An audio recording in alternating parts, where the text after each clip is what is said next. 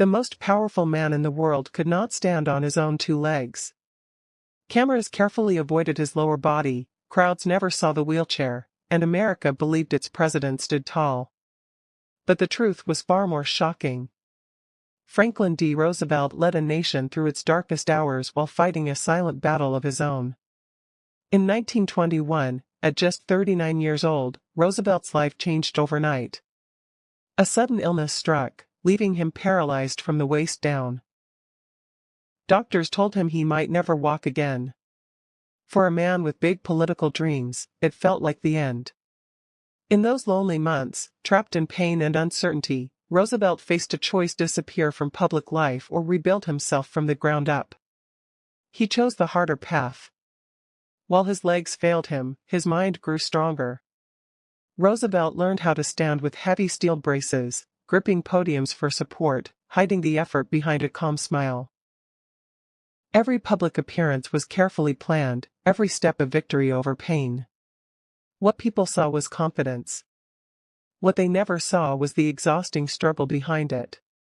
When the Great Depression crushed America in the early 1930s, millions were out of work, hungry, and hopeless.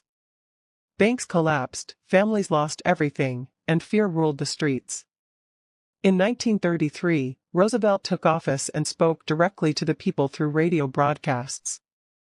His voice was warm, steady, and reassuring.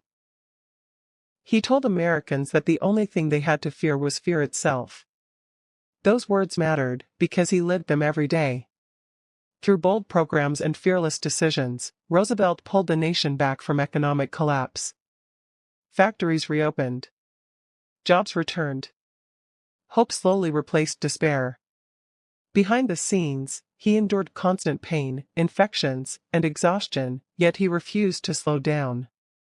His disability did not weaken him, it sharpened his empathy.